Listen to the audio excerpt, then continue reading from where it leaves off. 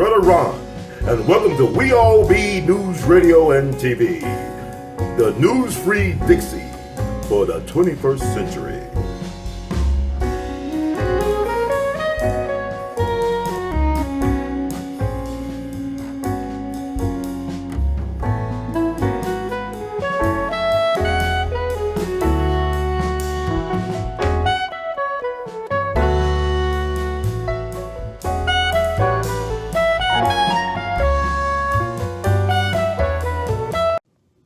Happy birthday, we all be. Happy birthday, we all be. Happy birthday, we all be. News, radio, and TV. Happy birthday, we all be. Wishing you many more birthdays, much success, amplified blessings and prosperity. We all be news, radio, and TV because it's the news-free Dixie of the 21st century. Oh, yeah. And always remember, we love you madly. Yay, yay! Well, hello there, boys and girls, ladies and gents, scholars and laymen. Welcome to another wonderful, infotaining, edutaining edition of The Artivist Thinks. I'm your host for this empowerment segment, Brother Ron, also known as R2, C2, H2, The Artivist. And welcome to the News-Free Dixie for the 21st century.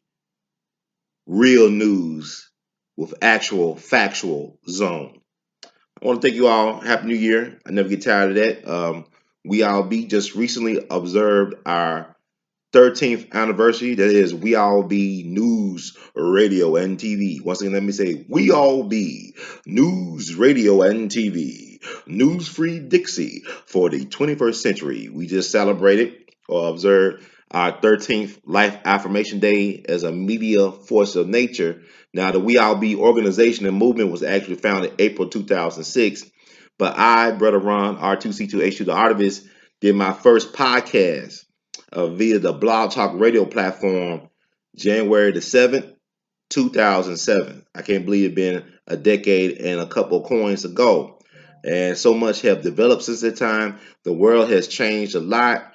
I have changed a lot. I never thought that I'll be friends with people like Baba Dick Gregory or Judge Joe Brown, reintroducing them to new generations of fans. You know, you saw a different, I was blessed to befriend Dick Gregory around the time of his Uranus return. All my people into all that numerology, astrology, all that zodiac stuff, look up Uranus return. When Baba Dick Gregory was reintroduced to the people, particularly young people, at a different stage in his life. And I remember when I saw him afterwards in Kansas City at the Kansas City Improv back in 2016. I talked to him when I was in my hotel room afterwards. And he was telling me that he was more famous then than he was even in his prime as one of the world's top entertainers and well-paid performers. This back, 50-something years ago, that he was more popular as an older gentleman because of the technology and people like we all be utilizing our platforms to amplify his message. Now, I think about Baba all day, but I can't say I really miss him because I see, hear, and feel him everywhere. He's so omnipresent now. He's so free as a righteous ancestor to do his work. And now we're seeing things that are coming to pass with the Iran situation. Baba Dick Gregory almost freed the Iranian hostages, the American hostages, that was held captive in Iran. He almost freed them because he had to get out of Iran with his life. He was on his way to freeing those hostages. This is the thing that I guess was kind of like October surprise that basically handed Ronald Reagan the election because they waited to release the hostages until Reagan won as president of the United States. This probably cost Jimmy Carter the election, but Baba Dick Gregory, like I said, Baba Dick Gregory is a Forrest Gump with a brain and a purpose and a plan of action. Like if I told you all the things that Baba Dick Gregory did in his lifetime, you wouldn't believe it. You think he didn't exist, that he was a Hollywood character, that he was like some type of fictional character, like a Forrest Gump, or he was a superhero. That this was not a real man in real life. But I always tell people, real Black history is better than a Hollywood movie. It's stranger than science fiction, and it's more entertaining. I don't understand why people can't get it around their little vision in their heads that if you just tell the truth, the actual factuals about the Black experience beyond not just in one situation, not just in slavery, but if you just told our truth, if you just embrace the truth that the universe soul God knows who we are, then it will be much more entertaining and much more empowering. But this system did not work for the benefit of Black folk to be empowered. This system is meant to break people. It's not a broken system, it's a break you system, especially when it comes to so-called people of color, in particular Black people. It's a break you system. So if you can survive the lifelong hazing in this system, then you could actually probably thrive and lead something worth knowing about, worth embracing, worth building upon. So I didn't want to get into that, but also I want to thank everybody who has been supportive of We All Be over the years, recent listeners, new listeners, everybody who has either shared the information shared on this platform, given donations, brought product from the artists like art, shirts, artwork. I'm an artist, I'm an archivist. I use my talents, my artistic talents, to help spread love and justice for all, basically. But it starts with Black people because we are the original people, and there's a lot of things out there. There's a lot of rabbit holes go down. But I want to pick up, actually, I just recently did a video about Trump and me seeing Mike Bloomberg come to Memphis, a historic visit to unveil Bloom Care. I just came from the dentist. I had a crown put in. I call it my Black Power crown. I had beautiful Black sisters who were dentists and their assistants, like basically like all the people that work there are Black women, and it's a Black woman-owned dentist place in Memphis. So they put my Black Power crown after I got my root canal done by Luke Cage. It was a kid like Luke Cage that did my root canal. They put the crown on, but the crown actually came out while I was chewing gum on New Year's Day on my way to a dinner party that the people invited me who are fans of We All Be. And I want to thank them for inviting me to their home to celebrate, to bring in the new year on a right note around Black love with Black people in a positive situation. So with that said, the crown came out. I was chewing my gum. I felt that while I was on the expressway. I didn't panic. I just felt, hey, this don't feel like gum. It's like a hard substance. So I just calmly took the crown out, put it in a safe place in my car, and then almost a week later, I got it put back in my mouth with no problem. So I'm thankful for the little things. It's been nonstop, action-packed life in 2020 for me. My life is definitely a movie. There's so much stuff going on, so many moving parts. But I'm like the eye in the calm of the storm, right? I'm the eye of the hurricane. I'm in the calm. I'm trying to, be able to handle the chaos all around me, but I'm trying to keep my meditation, my focus, and my eyes on the prize. And with that said, let me do a follow up on the Trump Bloomberg thing, and I'll move on to some other stuff. But also, I know people notice that, hey, Ron, this actually is not the beginning of a new decade. 2020 is still part of last decade. The new decade don't begin to 2021. But here's the thing. Let me tell y'all a secret. A lot of stuff you think is real, that's natural, ain't really real. See, anytime they can manipulate time, I mean time, think about it. Is time real? You know what I'm saying? It's time. If you can do daylight saving time, you can move stuff around. See, man-made stuff is a creation of the imagination, right? Do time really exist in nature? I mean, yes, we have changing of seasons and stuff like that, but actual time, as we know as a concept, does it really exist? What's 100 years to a million years? But what I really want to say is that we must reclaim our narrative. We must reclaim our time. We must reclaim our space. We must not limit ourselves with the limitations of this so-called system that we all blood sacrifice to on some level. And what I'm trying to say is that people don't understand is that this is a death machine that we're living in, this matrix, and it feeds off our fear. It feeds off our pain. It drives off our fear and pain. It keeps us functionally insane for the most part. Insane in the membrane, but it's functionally insanity. You ever heard of like a functional alcoholic? A person that's able to do their job, able to get things done, but yet at the same time they're causing much harm to themselves, self-inflicted harm, but also some type of social engineering programming. So a lot of things is what you think is they'll make what is wrong right and what is right look wrong. And so it's like kind of like, you got to go against the stream, go against the grain, stuff like that. So you pay a price. But what I'm saying is people come out their health. I had a friend who was a vegan. He was a health nut. He died. Couldn't even make it in on. He died a little bit after his 60th birthday. But I'm saying he was a vegan for a long, long time. But the thing about it is, he refused to go to the doctor, according to his wife, that he would not get checkout. He would not get his annual physicals or go to the doctor when a lot of times that's how guys are. We wait to the last day or we wait to the last moment to go to get checked up. Then it's too late. So what happened was he had a treatable form of cancer, some type of stomach cancer that could have been treated if he just went to the doctor and they was able to catch it on a regular basis. But who knows? A lot of times, like he cancers, I know, like John Lewis, Representative John Lewis.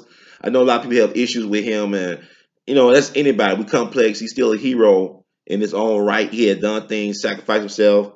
You may not agree with his, recent politics of the last half of his life, but that's another story. But I believe he was like, y'all correct me because y'all love correcting black men. That's the nature of the beast. He had like prostate cancer, and I think it's stage 4.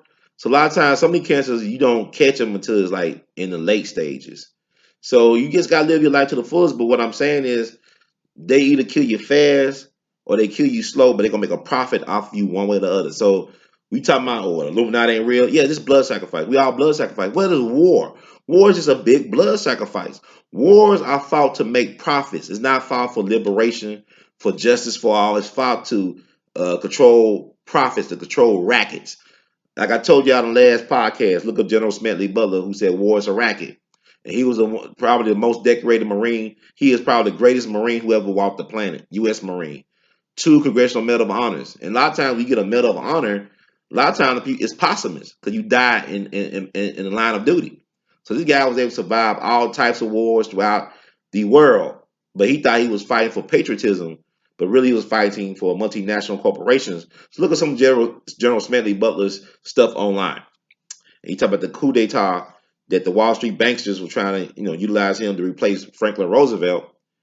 And you think about, the powers that be, it's the same old, the same old BS.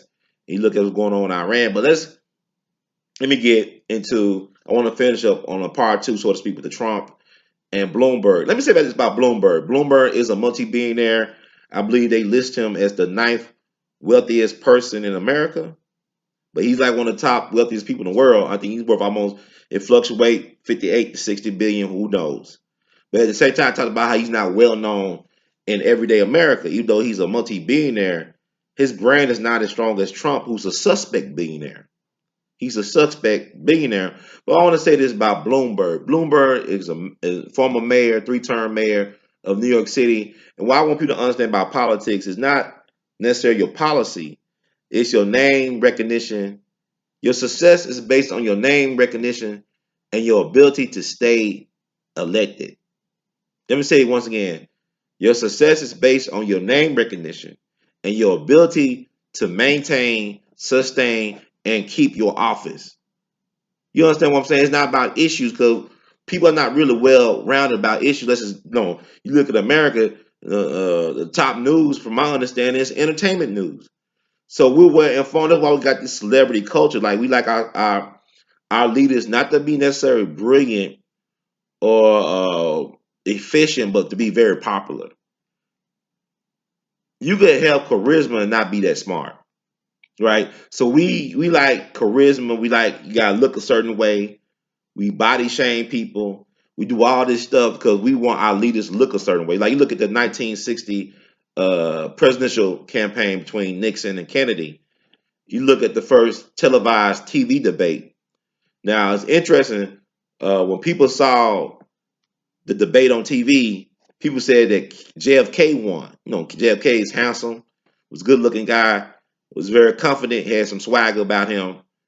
And Nixon was getting over I believe, a cold of some sort. He was sweating profusely. He looked nervous, kind of agitated. You can look this up online. You can see the first televised presidential debate. See, JFK was made for the TV age. JFK type person, he'll be successful right now with social media in terms of this way he's looked, how they will package JFK. He was friends with the stars like Frank Sinatra, all these Hollywood stars. They were enamored of JFK.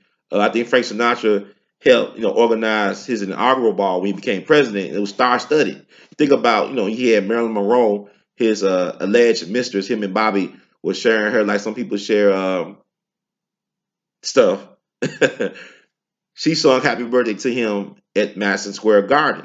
So JFK was basically like a movie matinee idol, like what Judge Joe Brown would say. He's a movie matinee idol.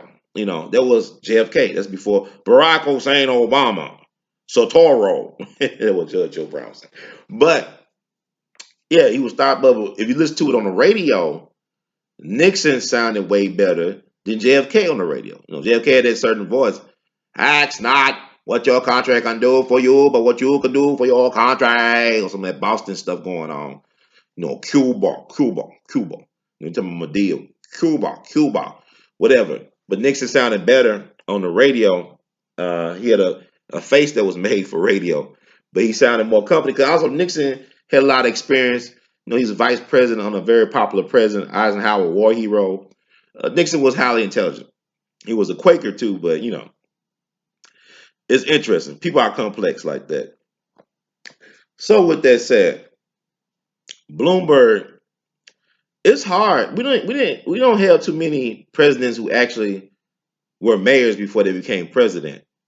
I can think of only two presidents who were actually mayors at one point before they became president. Normally, if you want to become president of the United States, you go the governor route or the U.S. Senate route, or even you could go to the U.S. House of Representatives.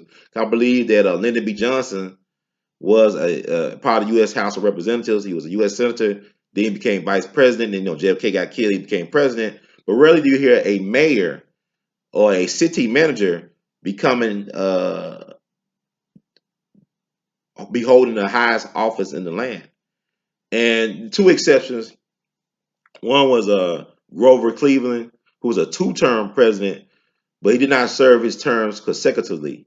He ran, won, and took some time off and came back in and won again. Two-term president, but not successive terms. But he was once the mayor of Buffalo, New York, which is a large major city in America. So he was a mayor of Buffalo, New York. But also, he was the governor of New York State, like a not Teddy, but Franklin Roosevelt, like Franklin Roosevelt, Teddy's kin. He was the governor of New York. And also, you look at Calvin Coolidge. He was president during the Roaring Twenties. He was a mayor of a small town in Massachusetts called Northampton. I think it was Northampton, Massachusetts. And also, he was a governor of Massachusetts. Matter of fact, he was supposed to did a ceremony with the late great James Reese Europe, one of my favorite black heroes. The jazz lieutenant, the man who brought jazz to Europe, who was killed by his drummer up at Boston doing a concert back in May 9th, 1919. I believe it was May 9th, 1919.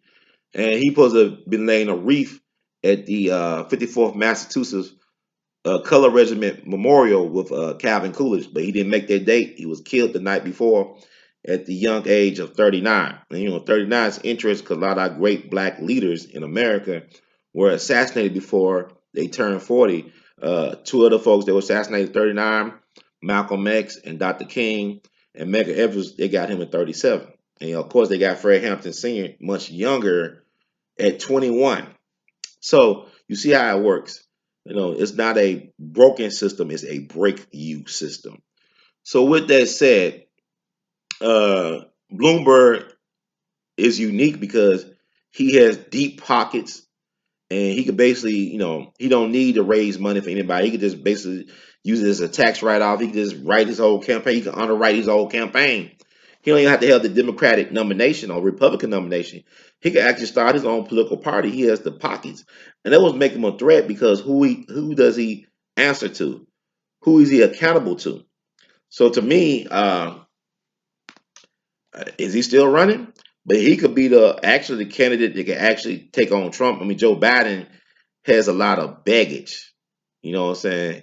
A lot of stuff to him because you gotta give him the Trump treatment too. Because he get elected, he got to get impeached based on the Ukraine stuff he was involved in. Just the perception of it all. You know, it's all murky. You know, he's just like abuse of power. You know, it's kind of, Joe Biden remind me of Spyro Agnew, who was the vice president under Nixon. This slimy. And you know, Maryland right next to Delaware, you know, so that's another story. He reminded me of a used car salesman almost, this Joe Biden character. But also he has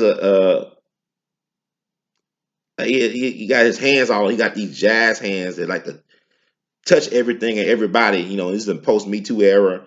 So it was too long ago. People were complaining, in particular women, how he would touch them, and it's kind of weird. It kind of like it's kind of like the Donald Trump thing when he said, "By the way, I'm not getting paid by Donald Trump." People say, "Well, brother Ron, you defended Donald Trump." No, what I'm doing, I'm throwing out there food for thought. I'm a thought provocateur.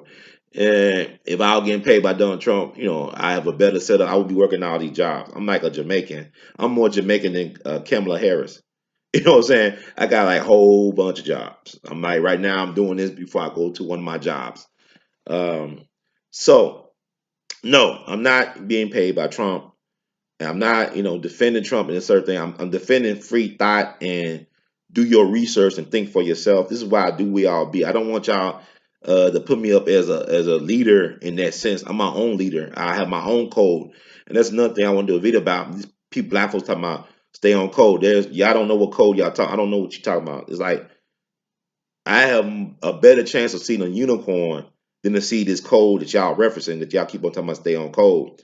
And what y'all gotta understand is I'm not gonna be grouped in a group just because one black person does something. Just because you got Italians who are in the mafia does not make all Italians in the mafia, and they shouldn't feel bad about that. I'm not gonna let this break you system define my reality or my imagination or my potential anymore. I can't do it. Just like this is my decade. Yeah, people say no. I'm creating my own reality. I suggest that you all no, better yet, they say it's about 7 billion people on the planet, right? So that means at least there's 7 billion different versions of reality. But how can you prove that? How can you prove that there are that the majority of American population is so-called white? See, it's all trickery. You can't prove that black folks are the minority. That's what they tell us. Malcolm X study Malcolm. He talks about propaganda. He talks about how the media influences and controls the minds of the masses. The first thing when an entity invades a country to take it over, one of the first things they do is control their media apparatus. So, for example, you could be fighting some invaders invading your homeland or whatever your territory. You could actually be winning the fight. You could be winning the battle, but you would lose the war if they control your media apparatus. If they put out on the radio or on social media, hey, we're winning. It's like that movie Wag the Dog. Like the president got in some sex scandal and they created a war using a Hollywood producer, award-winning Hollywood producer played by Dustin Hoffman. He created this fictitious war to get the folks' mind off of the sex scandal. This came out around the time of the Clinton Lewinsky thing. So it's like, life imitated art or art imitating life, but it's a vicious cycle. What I'm saying is if you control the media, you can put out the message you want to put out and people will start believing it. Because that's like Joseph Goebbels, Hitler's media propaganda guy. Or like, they say Hitler said if you tell a lie loud and long enough, it becomes the truth. So this is how this media thing works. This way I understand like I don't look at a lot of media. What people do is people give me stuff. They text me, they call me, whatever, they email me, and I look into it. And also I got my own mind. Cause a lot of stuff that you think is news, not really news, is it's a distraction. Because like they got 24-hour news. You know how it's so much stuff happening in the world. Like what's going on with you every day as an individual, as a private so-called private citizen, even though we have no more privacy, is newsworthy. But it's on to you to get the message out, to amplify your story. And that's what I'm doing in 2020. I'm going to tell my stories the way I want to tell them. I'm not really focused right now trying to interview a lot of people this year. I used to chase people all around, not realizing that I am the story that I'm looking for. And my story got to be told by me. Nobody can tell my story like me. It's like I'm going to take the time to tell the We All Be story on this format, and I'm going to tell it in many different ways. But what I'm saying is, I realize now that I have a gift that I can get people to buy into things and look into things. Like I can get you to look at Judge Joe Brown. I was the first person to really start, and this is not bragging, this is facts. I started, interviewing Judge Joe Brown when he was running for district attorney in Memphis back in 2014. Now it's 2020, 6 years later, and because of my relationship with Judge, people look at Judge differently now. Now you see Judge everywhere. I even connected Judge to Jason Black for that documentary. I got the receipts. Trust me, I got the receipts. I have been doing that for years, connecting people with Judge over the years. But I utilize my platform to help amplify his message. So people look at Judge differently. He's more than just a TV judge. He's a pioneer. He's a trailblazer. He's not only a historian, but he's a history maker. And so many aspects and perspectives of Judge that because of social media and my platform and other platforms, we can share his message, his life with you all. So you get another look at Judge. You don't let the big major studios dictate, well, will Judge still be on TV? Well, we got him on social media. He's all over the internet. It's like it's an echo chamber. Like what Dick would tell me, like you helped me get my message out. A lot of you guys out there. And since I've been doing this for 13 years, I mean, I've been going ups and downs and ebbs and flows, but it's amazing. It's humbling when I meet people out in public because they do a lot of shadow banning on me on social media. I realize now that I'm being thoroughly shadow banned. I don't care if it's Facebook or YouTube or Instagram. Like they trying to cut my influence, but it's different between being popular and being influential. Like I'm from Memphis, right? And 3 6 Mafia, one of my favorite 3 6 Mafia albums is the most known unknown. Now this came out right, right around the time of Hustle and Flow, the movie came out. Then the next thing you know, the next year in 2006, they win the Academy Award for Best Song for it's hot out here for burner, burner. So, then they started getting more popular in demand, even though the streets knew about 3 6 Mafia for years. They wasn't winning no Grammys and stuff like that, but they was hot on the streets. I remember back in the 90s, they were selling tapes, not even just CD, but tapes out the trunk of their cars around Memphis and the region. They were brilliant independent music makers who had a huge influence on the southern rap scene and around the country really. They one of the most influential, DJ Paul, one of the most underrated music producers in hip hop. But their sound was, because if you don't understand, what y'all talking about, Crunk didn't come from Atlanta. It came from Memphis. Crunk and well, I don't believe you. What? Ask Ludacris, ask Little John, ask Ti. They always was big up in Memphis in their early albums and songs. They talk about Orange Mound, the first black first community in the country. Basically, this is a community that still exists in Memphis. One of the first places where black folks owned their homes, not just living or renting from a landlord. These were black folks that owned homes. This started in Memphis back in 1879. It's Orange Mound. A.L.L and MJG before Outkast. It was right up there with the Ghetto Boys. They out of Orange Mound, Tennessee. Memphis is a powerful place, and people like, well, Ron, you, Dr. Randy Short. Like, it's funny how I go out in public and people say, man, I love how the fact you stood up to Dr. Short. And I love Dr. Short. He's a great man. He's a brilliant man. But you ain't going to put down my city. That's one thing you ain't going to do. I can criticize Memphis out of love, but I know the power of Memphis. And like a lot of y'all got to start knowing where y'all come from. Not, Memphis was a place, I'm not even born in Memphis. I'm born in Knoxville.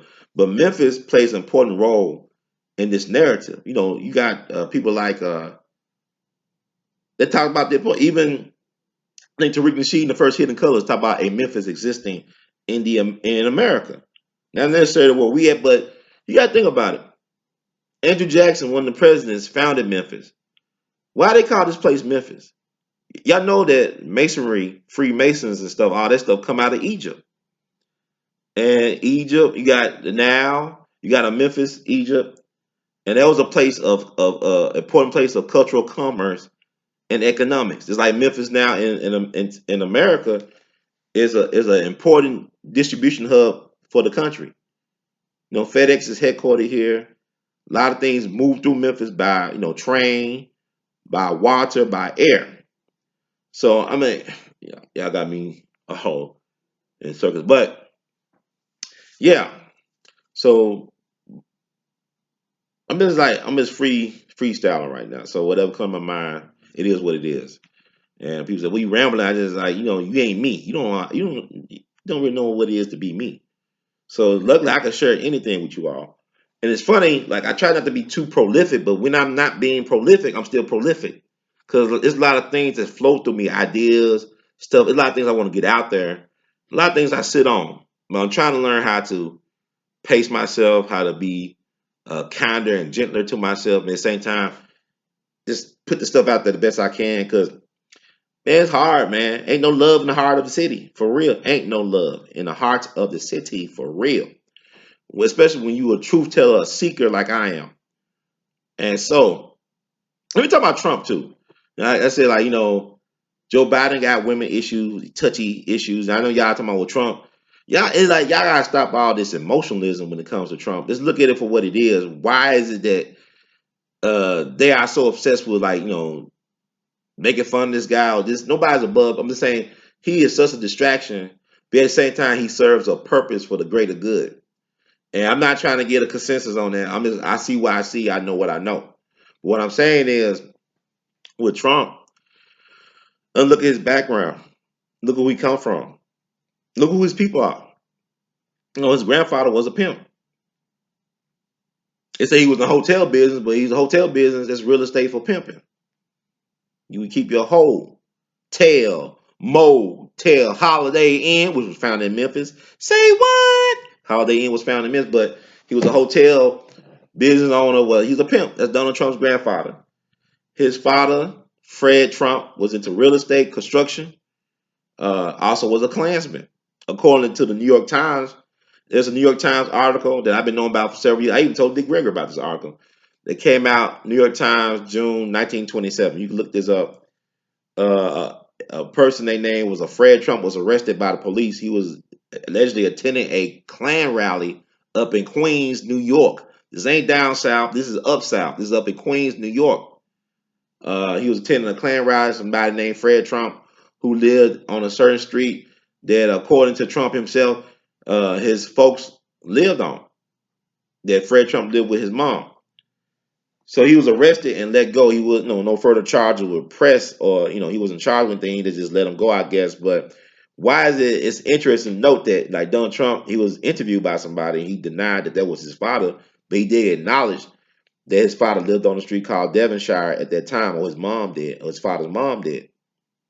So that's fascinating. So Donald Trump dad, Klansman, grandfather pimp, uncle was an award-winning government scientist who worked a long time at MIT. That's John Trump. But what nothing about his uncle, John Trump, was there after Nikola Tesla, the great inventor and visionary Nikola Tesla, died in his apartment up in New York back in the 40s. One of the first people to come to his apartment after he passed away was none other than John Trump, Donald Trump's uncle, to get his notebooks full of ideas. Nikola Tesla wanted to create a world where electricity was free for the people. I mean, they say he used to have communication with extraterrestrials and stuff like that. But he was a competitor or a colleague or peer of Thomas Edison. And Nikola Tesla was the real deal. But like I said, you got that billionaire from Africa, right? He got that Tesla. That's one of his heroes, whatever. But John Trump took the notebooks out of his apartment full of his ideas and inventions, and they haven't been seen since by the public. So John Trump worked at MIT for a long time, award-winning scientist. That's Donald Trump's uncle. But also with Donald Trump, it's interesting. There was a TV show back in the 50s called Track Down. They had an episode called End of the World. It talks about this con man, this griffer named Walter Trump. He was trying to build a wall. He was trying to convince the townspeople out west to build a wall, or the world will end. And it's worth looking at. It's like It's on YouTube. Just look at Walter Trump track down wall, and it'll pop up. And Walter Trump, this character, actually likes Donald Trump's father, Fred Trump. He bears a eerie resemblance to Fred Trump, who was back in the 50s and 40s. He was building homes for veterans and projects and stuff. He was getting all this money from the government. And the thing about it was interesting about Fred Trump, he allegedly was pocketing most of the money he was getting from the government. See, the Trump family wealth was subsidized by the government, just like all these other fortunes have been subsidized by the government. See, they make you feel guilty for getting some food stamps, but you got corporate welfare. You know, the Supreme Court said the corporations were people, but they don't pay no taxes. Amazon, all them Netflix, GE, they don't pay taxes. But yet, if you a poor person or working class person and you get one thing wrong in your taxes, they'll do you like Joe Louis. Joe Louis gave the government $1 million. He fought free boxing exhibitions for the government during World War II, and they destroyed this man. They say he owed back taxes. Why come none of these people in these powerful positions help Joe Louis? You know, Franklin Roosevelt was praising Joe Louis during the time of Jim Crow, and you know all this stuff with black folks getting lynched and you're doing wrong by the system. But yet he was praising Joe Louis for taking on Max Schmeling, the German who was endorsed by the Nazi Party. Now Max Schmeling, my understanding, he wasn't into all that politics. He respected Joe Louis as a fighter, as a fellow warrior. But you know, this propaganda wars, man. It's like, you know, Franklin Roosevelt said with Joe, you're fighting for America, but America won't fight for you. Like Muhammad Ali would say generation later. You want me to fight for y'all, but y'all won't fight for me. You want me to attack some people that never called me a name or mistreated me. Matter of fact, Ho Chi Minh was a fan of Marcus Mosiah Garvey, probably the greatest black mass leader of all time. He was a fan of his. He used to come to America to listen to Marcus Garvey speak in Harlem. He would travel to America to hear black folks. That's Ho Chi Minh. Or Ho Chi Minh, whatever we call it. Y'all know what I'm talking about. The leader of the Northern Vietnam resistance. He also tried to meet with Woodrow Wilson in Paris during the peace treaty accords after World War One, and Woodrow Wilson refused to meet with Ho Chi Minh. He was trying to meet because he was a fan of America's so-called democracy. He modeled their Declaration of Independence after America's Declaration of Independence. See, we don't tell the truth. And then speaking of Vietnam, what people don't understand, like talking about propaganda and all this stuff, America, from a military point of view, did not lose a battle in Vietnam. From a military point of view, America did not lose a battle in Vietnam, but they lost the war because of the perception, the war of public opinion, and also because you're fighting victories that were more costly than they should have been. You know, you're fighting and you're losing because you're losing a lot of people and you losing resources. How can you defeat a people that are not afraid to die? How can you do that? How can you defeat an enemy that is willing to die for what they want? You can't buy them off. You know, you got to kill them, and they willing to die. And a lot of our people were not willing to die. We were just doing our jobs, or we was in a situation where, you know, it's like they were sending folks over to Vietnam. They had low IQs, they were special needs. This is what McNamara, who was the Secretary of Defense, Robert McNamara, there was his squad, or what the people like the McNamara Brigade or whatever they call it. But basically, these were folks that were what they used to call mentally retarded. They were sending folks into war. Special needs people. This is what they were doing. This is America. We all just collateral damage. Like I said, we all just blood sacrifices. It's not just Whitney Houston or Bobby Christina or Nick Gordon. We all are being used as blood sacrifices. I live in Memphis, right? They talk about Flint. Have they fixed the Flint crisis yet? How long has this Flint water crisis been going on? Why is that Will Smith's son got to be tasked with fixing this water crisis? Why not the government that we pay taxes to? What I'm saying is there's lead in the water all over the place. They poison the air. You know, Dick Gregory got people hip to the chemtrails. They put manganese in the malts liquor. They poison the ground. I live in Memphis, and there's a Kellogg's production plant near the old Army depot. It's the old Army depot. Come to find out that the grounds of the old Army depot has been contaminated for decades. A lot of people, including my grandparents, succumbed to cancer in that neighborhood, in that area. You know, I don't see too many stray dogs and animals around that area of the Army Depot. But guess what's around the Army Depot? Been there for a while. Kellogg's got their manufacturing production plant near the old Army Depot. So you probably eat a whole bunch of radiation in your cornflakes every day, don't even know it. Now, allegedly, I don't know, but I just think it's weird. It's like we don't care about our quality of life as long as we get a paycheck. A lot of us. Remember, like almost 10 years ago, the BP oil spill down the Gulf Coast. I remember there was interviews with some of the people down there. They were more concerned about having a job and a paycheck than the ecosystem down there. They could affect not only themselves but their kids and their kids for generations to come.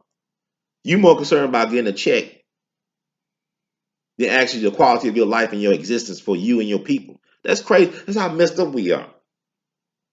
No, uh, you want cheap things, but yet, man, like Walmart.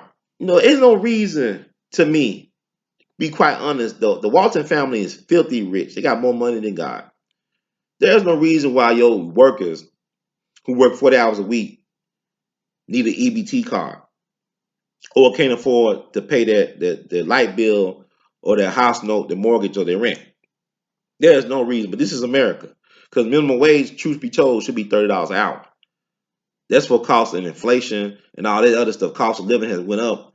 So, but now we live in a gig economy where people can't afford to pay attention because they're too busy working jobs, they overwork, uh, under rest, under duress, you know what I'm saying?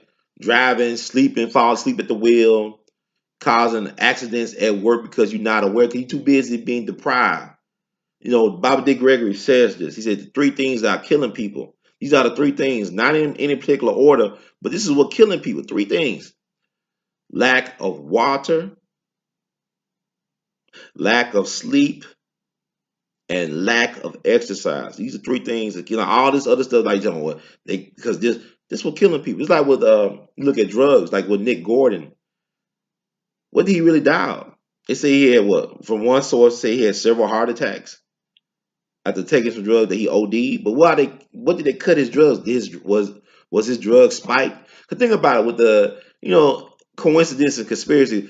Now the white guy that found Bobby Christina in the tub unconscious, he died maybe like a year or two ago. His name was Max Lomas.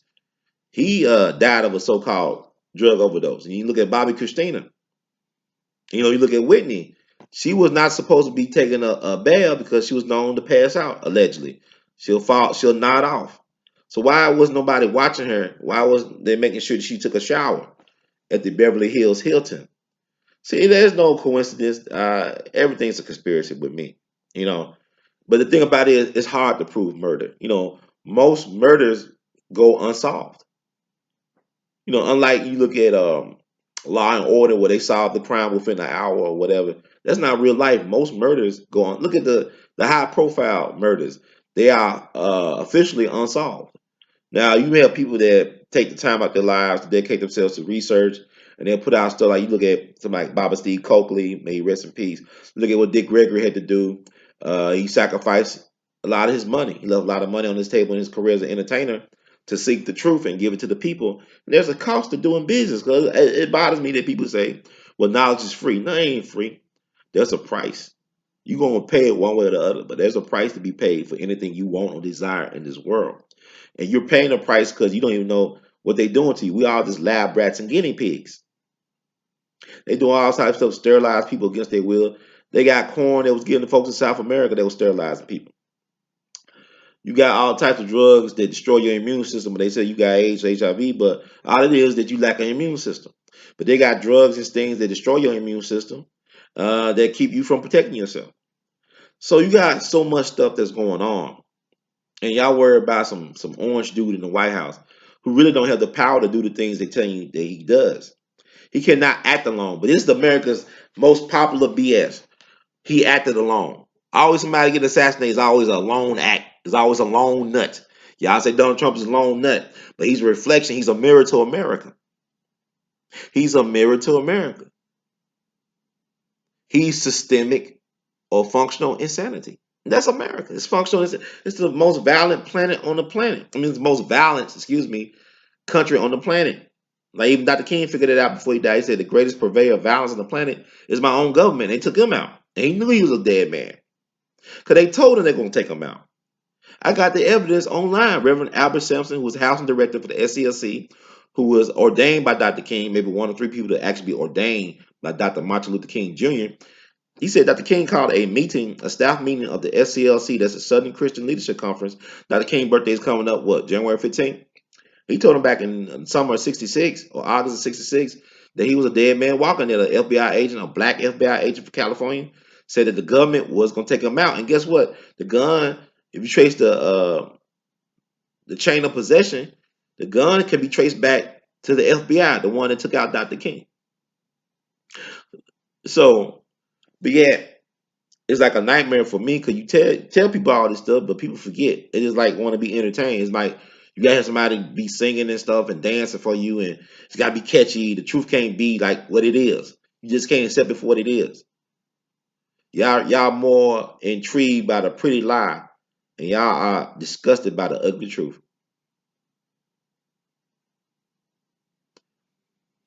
Even if you have the truth naked, it could be the naked truth. Y'all still turn on. Y'all body shame the naked truth. This is a society that body shames the naked truth. So with Donald Trump, once again, he's going to win. Probably in a landslide because he got name recognition. And success in politics is just not about necessarily even passing laws or getting things done. It's just about the ability to maintain and keep an office. George W. Bush is a very successful politician, or was a very successful politician, because he was able to become governor, was able to, by any means necessary, become president.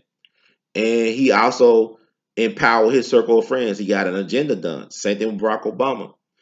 The people who really endorsed Barack Obama were the banksters. The biggest campaign contributor to Barack Obama was Goldman Sachs. And you got to go back. I told you, Supreme Court said corporations are people.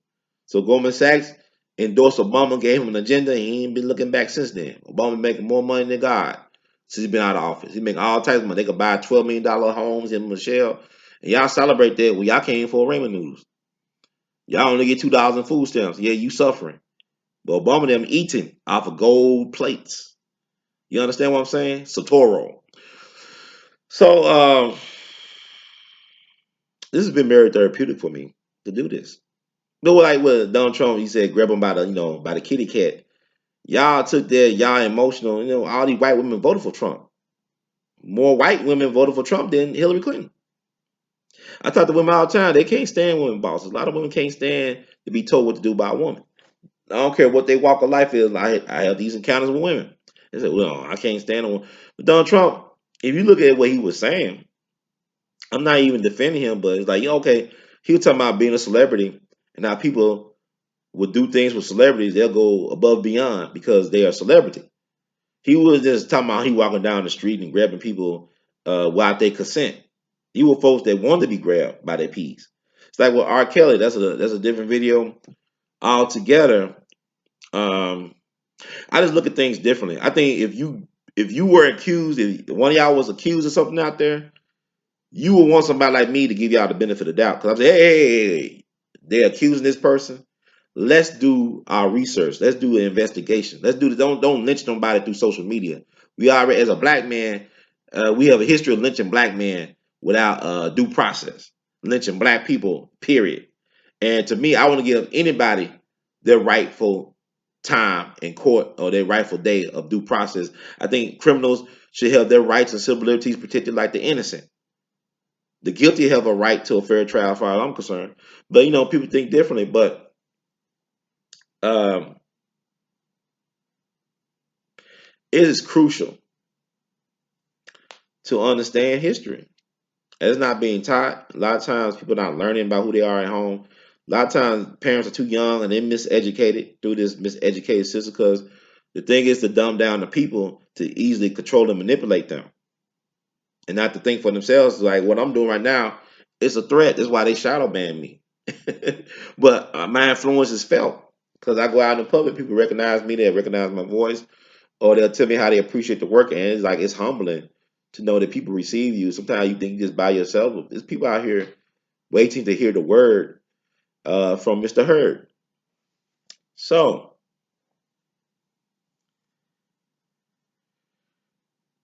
Um,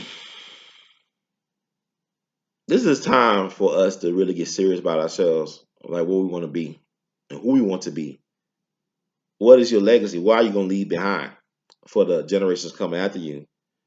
And what can you do to live the best version of yourself? Not just necessarily, it's not about people pleasing, but pleasing yourself so you can be a blessing to others some type of way. So they can receive what you got to receive. That's a concern of mine. I'm really concerned about that. I think I'm having a brain freeze right now. I was trying to make a point about the Trump thing. But yeah, but I think like the way that I talk to people about voting and all this stuff, the thing about it is you gotta save yourself. I think that's what I'm trying to tell everybody. Be a friend to yourself. Be the savior that you're seeking. Be willing to accept accountability for your existence and act accordingly. And that's what it's going to take because we have so many brilliant folks that came through and they did what they had to do and they leave us. Like Dr. King, he came through, he accepted that burden of trying to do right by the people, but it destroyed him. It was destroying his his health. You know, by the time he died, they say he had the heart of a 65-year-old man. He was just 39 years old. But that stress, that 13 years of stress, dealing with this system, this ungodly, wicked, functionally insane system, took a toll. So don't tell how long he would have lived after, if he had even, you don't tell how long he would have lived. And also, his family had a history of heart disease, like allegedly, like, you look at his brother A.D. King. They said, they don't know how he died, but he was found in a swimming pool, but he could swim. But like his wife said, to paraphrase her, the system killed my husband. The system is killing a lot of us, killing all of us. We gotta understand what we're dealing with. The stresses and stuff. Like, I have classmates I went to high school with. These, in particular, the men, not most of the women, but these the men that are dying. These young guys, late 30s, early 40s, are dropping dead. Married, kids, they leaving the planet. There's a lot of stress out here. So what I want to stress is the fact that, you got to take care of yourself. You got to be there for yourself first. That's why I'm learning now. You take care of yourself first, so you can take care of other people later. That's very important to note. And I also want to encourage people to start becoming readers again. Like learn how to read and take care of yourself. And also, with the code thing, black folks talking about stay on code, but they can never tell me what the code is. I don't know what y'all talking about. I do know that people say they are followers of people like Dr. Frances Cress Wilson. I remember I gave her a We All Be Lifetime Achievement Award. I mailed it to her, and she wrote me a personal letter on her letterhead, and she also sent her codes of conduct for black people. And I read over those things. And the thing about it is that there are people that say they followers and they are, protégés of Dr. Frances Quest Wilson, but even the code that she provides in the ISIS papers, they're not following. Because look at all this stuff going on with our so-called social media black leaders. And I'm not gonna get into I got respect for a lot of them. I think, there's no such thing as one solution fits all. But at the same time, I think there's a lot of energy being wasted, you know, because a broke clock is right twice a day, right? A broke clock is right. A lot of these people they got good ideas, but they didn't reinvent the wheel. But what I'm saying is, you look at where we was at 100 years ago versus where we at now, right? We had Marcus Garvey, we had black folks in the streets, we had black folks organizing. We had a lot of brilliant black men and women trying to figure out these things, trying to make a way for our people. We were more engaged. You had readers, people who read more, I believe. Even though we in the age of information, I don't think people really read or read for understanding now. There's just a lot of distractions, too much things going on for you to really focus. And it's by design. That's why they call the TV the idiot box, because they keep on distracting us. You're looking at a story, and then they interrupt every minute with a commercial break. Think about it. You're looking at football. Football is allegedly a 60-minute game. 15-minute quarters, by 4 quarters, 15 minutes each, but yet the game lasts about 3 hours, if not 4. So it's a game. It's a game. But I think that I cover what I want to cover. I told y'all about Bloomberg and about the history of mayors becoming presidents in this country, the last two anyway. And I talked about Trump a little bit. Everybody got a past, and that what makes you human. Everybody has a past. Now, your future is based on the choices you make today. So just be willing to make a choice. And also, I would tell people to believe in themselves and to do their work and be your own leader and follower. Stop looking at people. Well, I think another thing I want to mention, you always will be disappointed. There's no, sometimes you maybe, people are people. People are complex. People have weaknesses. They have flaws. They have hopes and dreams. They have they have good days and bad days. Do not put too much time into people's personal lives. I think you'll be better off served that you don't, if we don't be too obsessed with that. Because people say, well, I remember like, hey, I went to a writers conference in DC. And the sister I was talking with the sister, and she was saying, I was talking about you were talking about Ulysses S. Grant, the former president and Civil War general for the Union. She was saying that the reason why she can't, get with him because he was an alcoholic or something like that. Like she said, well, he's an alcoholic. I said a lot of people were alcoholic because we didn't have all the medical advances that we got today in terms of how to treat certain things. So if you're dealing with certain type of pains or chronic pains, sometimes people drink alcohol. But I was saying like it's weird that although he helped liberate black people, he was a Civil War general, he helped usher in Reconstruction, they helped aid black people for at least a decade, that she discredits him because his thing with alcohol for whatever reason. And then we don't even know if that's true. You look at Edgar Allan Poe. The reason why we think of Edgar Allan Poe a certain way, the great, author and whatever, mystery writer, is because his enemy was allowed to control his estate. A guy that he had a problem with in his life was able to reinvent his image in death. So we got this picture of Edgar Allan Poe that's not accurate because his enemy was allowed to control his story. So what I'm telling us, we gotta reclaim, especially black people, reclaim our narrative. We gotta tell our story. It's like I'm doing now. I'm taking the time to tell my story, to share my thoughts. I'm gonna do more of that as I move forward, as I grow and mature. I want to tell my story. 'Cause I got so many things on my mind. I got so many ideas. I have led my own unique movie, my own life, and it has value to me. And I bring value wherever I go, even in my job. I don't care what it is. So with that said, family, I forgot some of the stuff I want to say, but I said enough for right now. So know that if you like the words from Brother Herb, please spread the word. Please subscribe to We All Be TV on YouTube. Please, if you like, support the movement because knowledge is a currency of the universe, but knowledge ain't free. I gotta do some research. I gotta do what I gotta do. I put myself out there. You can cash app us R2C2H2. That's cash app R2C2H2. PayPal or Google Pay R2C2H2 at gmail.com. You can buy Artemis Art, R2C2H2.com. Artemis Gear at Teespring. Find that shelf showcasing my work on my shirts below this video. So thank you all for listening once again. I got more to come. It's going to be an interesting year. I thank you all for joining me on this ride. In the words of Great Skeleton, we love you madly. Keep on producing and pushing. Peace.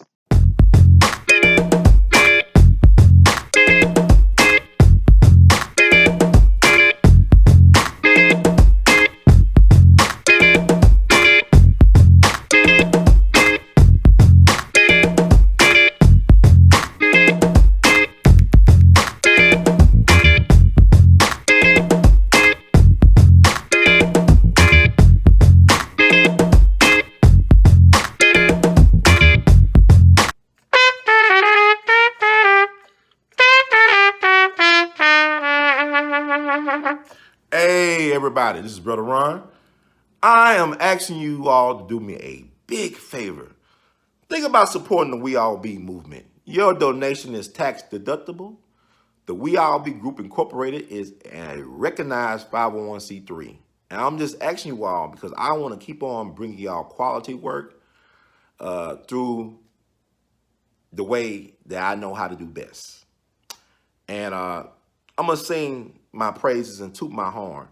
A lot of y'all were not hip to Dick Gregory until Brother Ron brought him on the We All Be platform, until that jingle review we did. Y'all seen another side of Judge Joe Brown, and Judge Joe Brown's message has been amplified. But it was We All Be that brought Judge Joe Brown to y'all back in 2014. And so many others. And we covered so many things. So help us out so we can help you all. Peace.